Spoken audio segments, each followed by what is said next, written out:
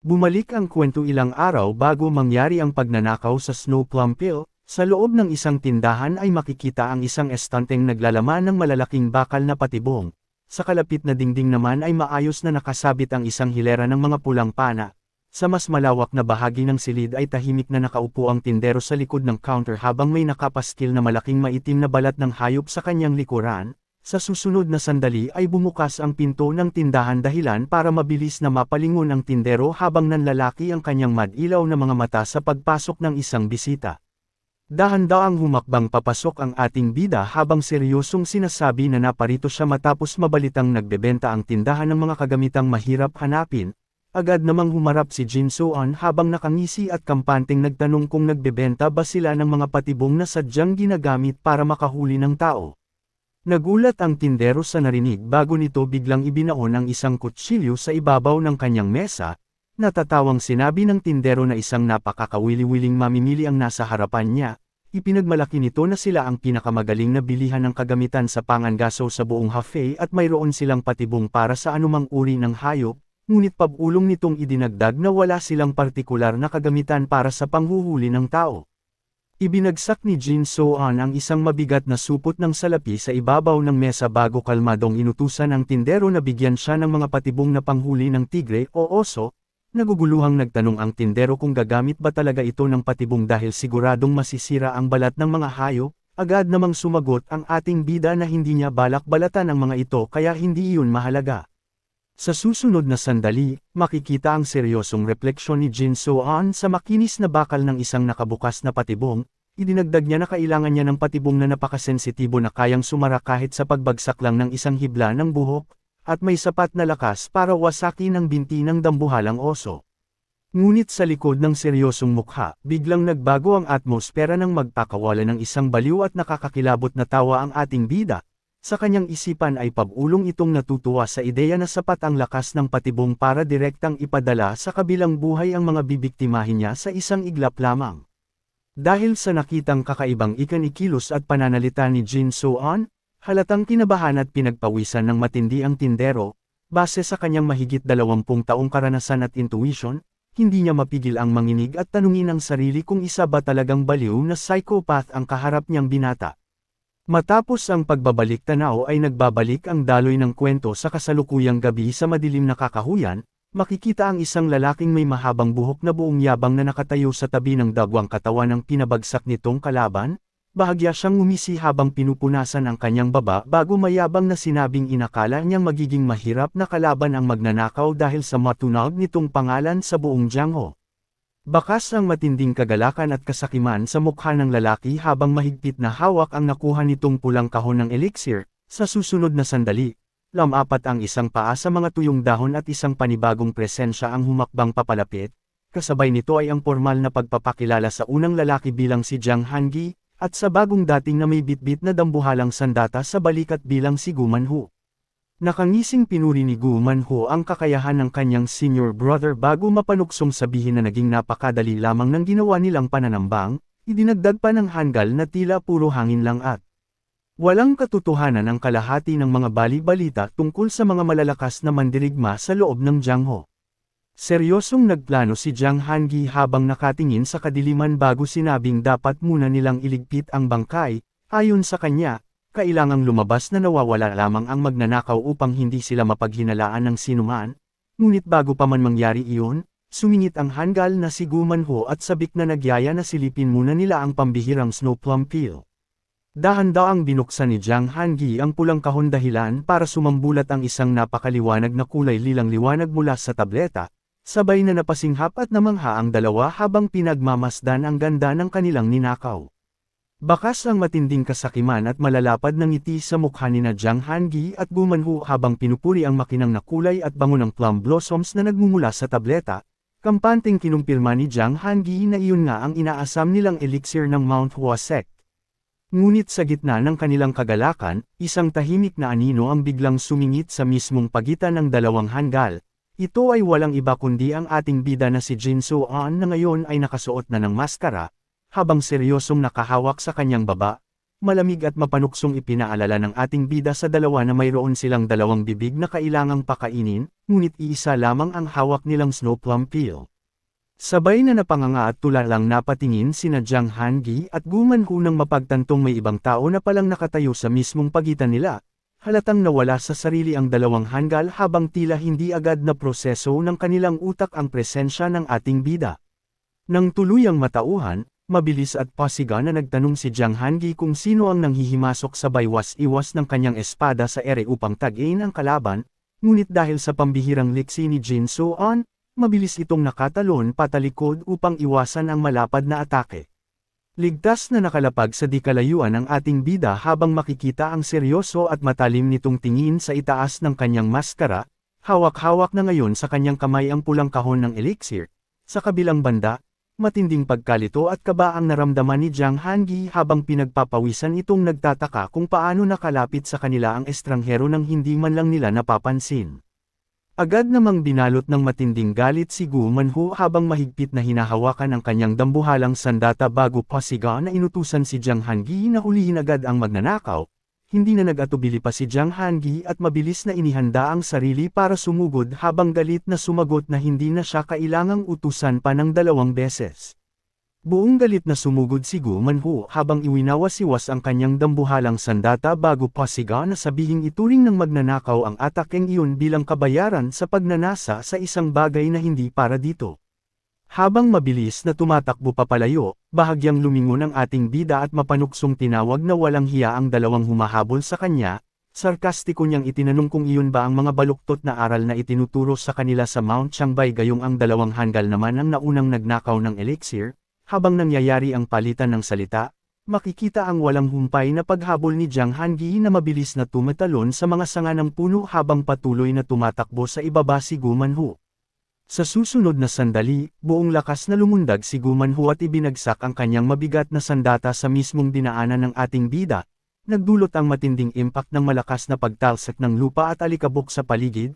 Ngunit dahil sa pambihirang bilis ni Jin So-on ay matagumpay itong nakatalon paarap upang mabilis na iwasan ang mapanirang atake. Habang patuloy ang matinding paghabol sa masukal na gubat, mapanuksong nag-iwan ng babala ang ating bida na mag-ingat ang mga ito sa kanilang paghakbang, ngunit bago pa man matapos ni Jin So-on ang kanyang sinasabi, isang nakakakilabot na tunog ng mekanismo ang umalangaw-ngaw ng aksidenteng madiinan ni Gu Manhu ang lupa.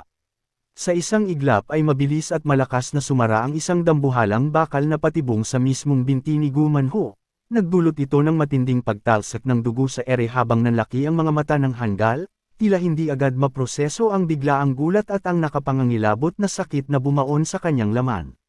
Ligtas sa di kalayuan, bahagyang lumingon ang ating bida habang isang nakakakilabot na ngisi ang lumitaw sa kanyang mukha. Bakas ang matinding kasiyahan kay Jin So-on habang pinagmamasdan ang naging resulta ng kanyang inilatag na plano, samantala, tuluyan ng nilamon ng matinding sakit si Gu Manhu habang nangangiwi at pinagpapawisan ito sa labis na agaw niya. Kasabay ng dahan-daang paglaglag ng isang tuyong dahon sa ilalim ng madilim na kalangitan, isang napakalakas at nakakabinging sigaw ng pagdurusa mula sa kalaban ang tuluyang bumasag sa tahimik na kakahuyan. Agad na natigilan si Jiang Hangi at pasiga na tinawag ang kanyang kasama nang makita ang sinapit nito sa patibong, kalmado namang itinaas ng ating bida ang kanyang daliri bago mapanuksong ipaalala na binalaan na niya ang mga ito kanina na mag-ingat sa kanilang paghakbang. Halatang paputok na sa galit si Jiang Hangi habang mariing nagngingit-ngit ang kanyang mga ngipin. Inis nitong sinabi na hindi man niya kilala ang kaharap ngunit malinaw na isa itong duwag dahil sa paggamit ng mga maduduming taktika gayong isa itong mandirigmang may dalang espada. Wala nang pag-aalinlangan na buong gilas na hinugot ni Jiang Hangi ang kanyang malapad na espada habang seryosong nakatingin sa ating bida, pasigaw nitong inutusan si Jin So-on na tanggalin ang maskara nito at ibunyag ang tunay na pagkakakilanlan. Kalmadong dumampot ng isang bato si Jin So-on mula sa lupa bago inosenteng nagtanong kung siya ba ang tinutukoy ng kalaban. Mabilis siyang umikot habang mapanuksong itinanong kung gusto ba nitong malaman kung saang sekta siya kabilang o kung kanino siyang disipulo nagmula. Bahagya siyang napailing habang inihuhulog ang hawak na bato pababa sa damuhan sabay sarkastikong sinabi na masyadong makaluma ang hinihingi ng kalaban. Sa mismong pagbagsak ng bato ay isang malakas at nakakagulat na tunog ng bakal ang biglang umalangaw, Isang dambuhalang patibong ang mabilis at malakas na sumara sa mismong paanan at harapan ni Jiang Hangi, dahilan para matigilan ang kalaban nang makita ang nakapangangilabot na bitag na inihanda para sa kanya. Agad namang pinagpawisan ng matindi si Jiang Hangi habang mariing nagngingit-ngit ang kanyang mga ngipin, halatang nakaramdam ng matinding takot at kaba ang Hangul matapos muntikang mabiktima ng nakapangangilabot na patibong na inihulog mismo sa kanyang paanan. Sa kabilang banda, matikas at buong kumpiyansang nakatayo ang ating bida habang nakalahad ang isang kamay, malinaw na makikita sa buong paligid ang napakaraming kumikinang na asul na patibong na nakalatag sa bawat sulok ng damuhan, bahagyang hamangin dahilan para sumayaw ang mahabang buhok ni Jin Suan bago ito seryoso at mapanuksong nagpakilala bilang ang bagong nagmamay-ari ng Snow Plum Peel. Hindi pa doon natapos ang ating bida. Kalmado nitong idinagdag na ang dalawang Hangul ang siyang mabubulok sa kulungan at ituturing na mga asasin na pumatay sa magnanakaw na si Soul Chaser, matapos ay latag ang kanyang napakatalinong bitag at plano, sarkastiko siyang nagtanong kay Jiang Hangi kung pabor ba ito sa mangyayari sa kanila.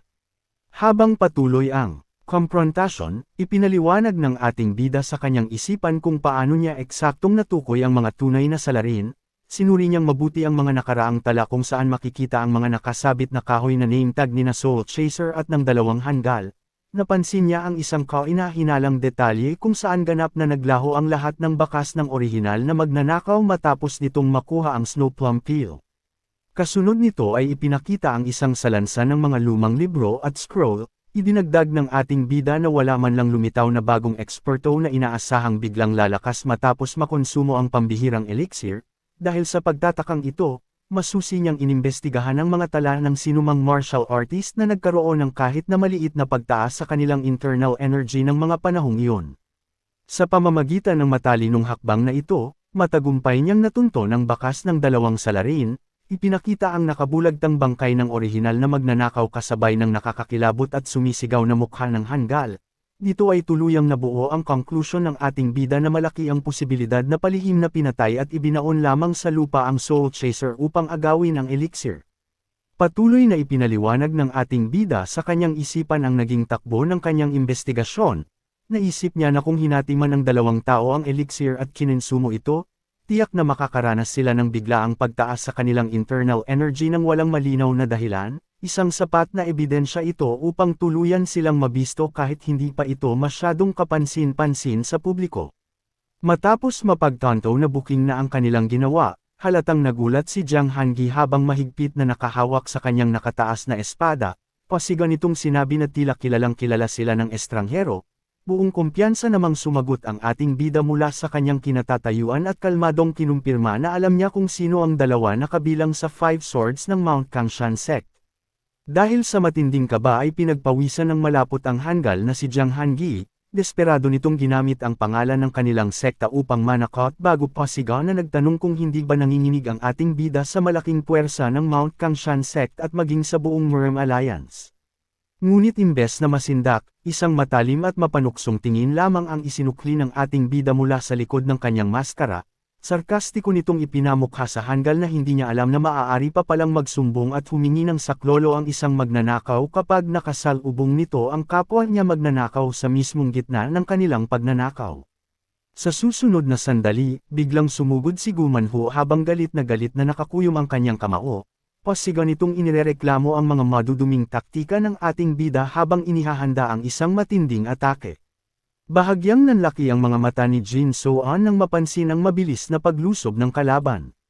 Buong lakas na ibinagsak ni Gumanhu ang kanyang dambuhalang kamao sa mismong damuhan, nagdulot ang matinding impact nito ng isang napakalakas na pagyanig dahilan para tuluyang mawasak at maglipidan sa ere ang mga nakalatag na bakal na patibong sa paligid. Pasigaw na nagyabang ang dambuhalang kalaban kung inakala ba talaga ng ating bida na uubra sa kanya ang mga ganoong klaseng bitag.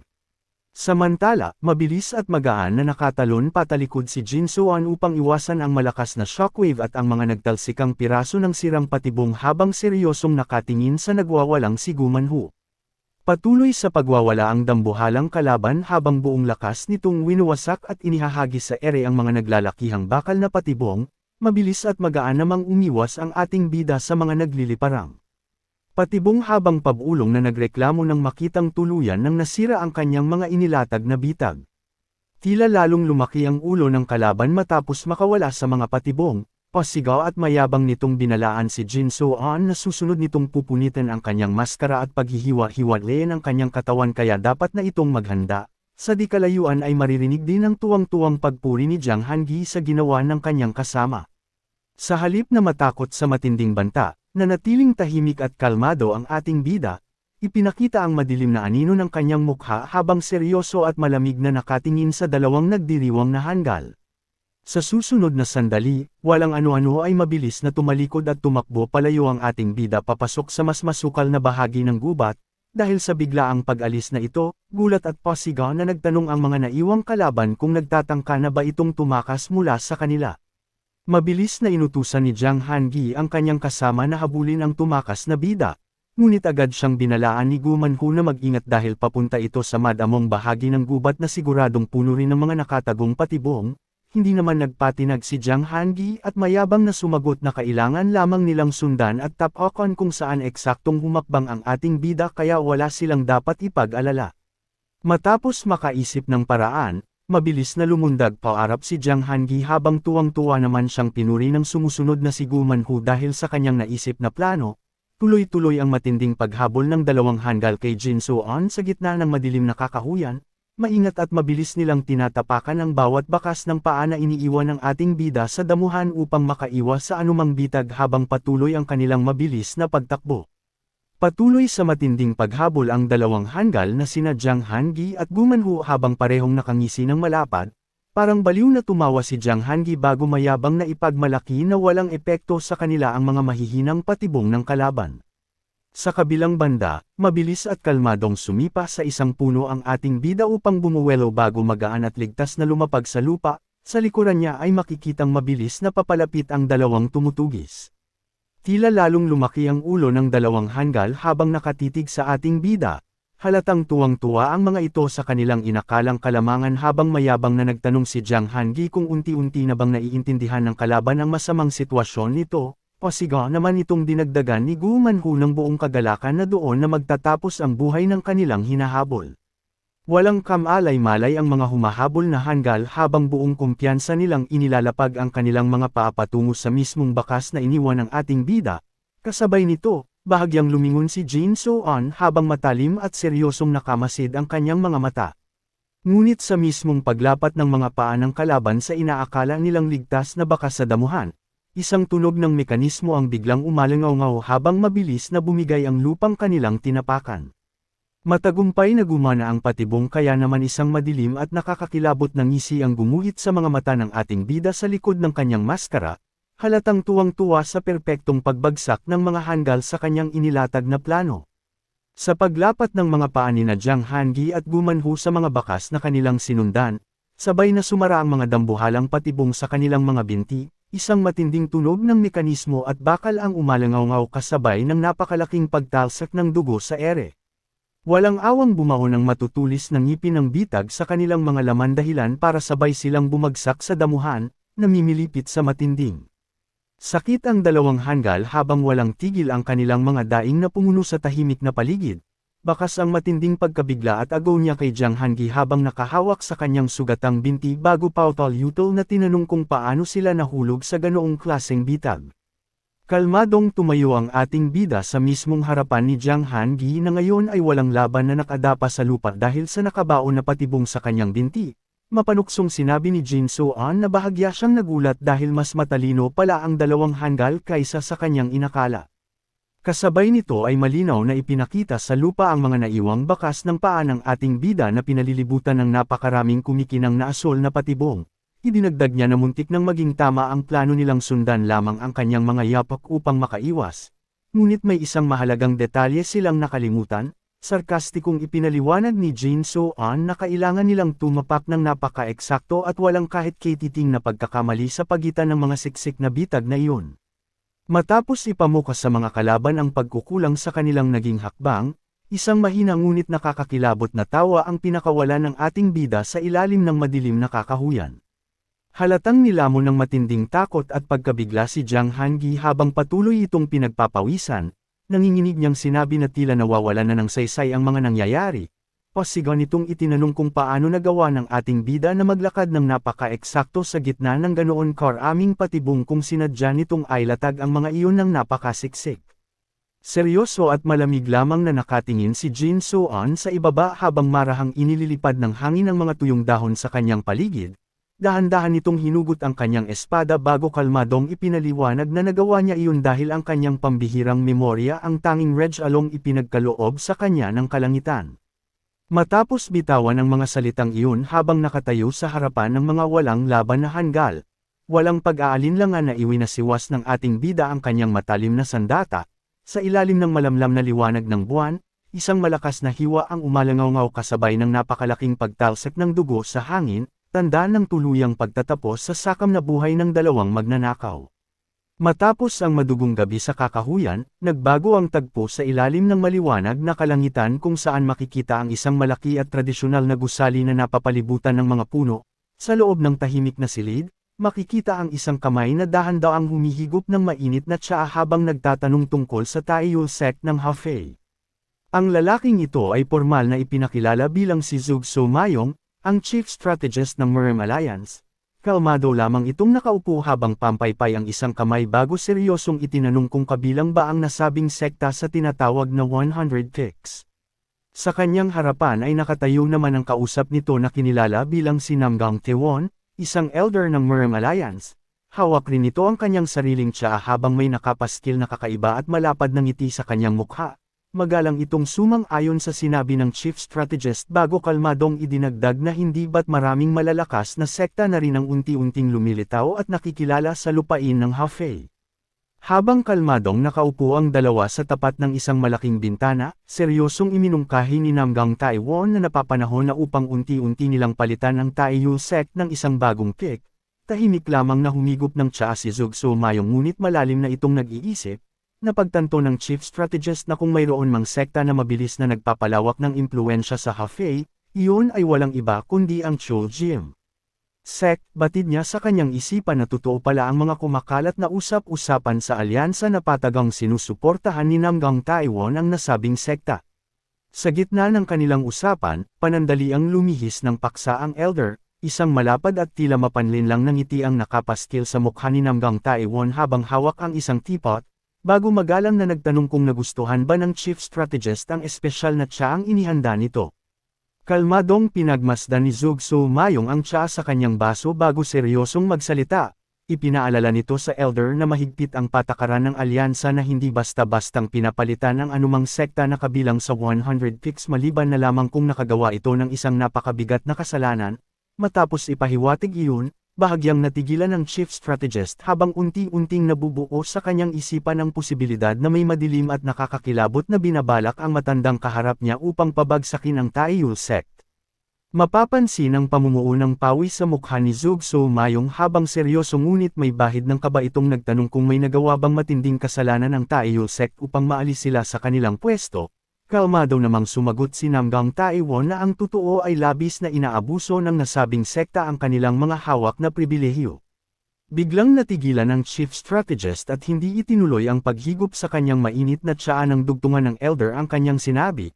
Ayon kay Namgang Taiwan, nakarating sa kanyang kaalaman na ginagamit daw ng sekta ang kanilang koneksyon at kapangyarihan upang magpalago ng negosyo.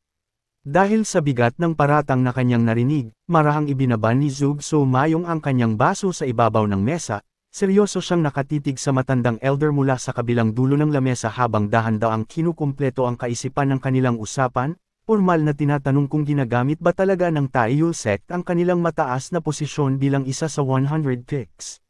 Sa huling bahagi, isang napakadilim at mapanlin lang na ngiti ang tuluyang gumuhit sa mukha ni Namgang Taiwan habang nakatingin sa kanyang kaharap. Buong diin itong tinapos ang kanilang usapan sa pagsasabing ginagawa iyon ng Taiyuan sect upang punan at tugunan ang kanilang sariling kasakiman.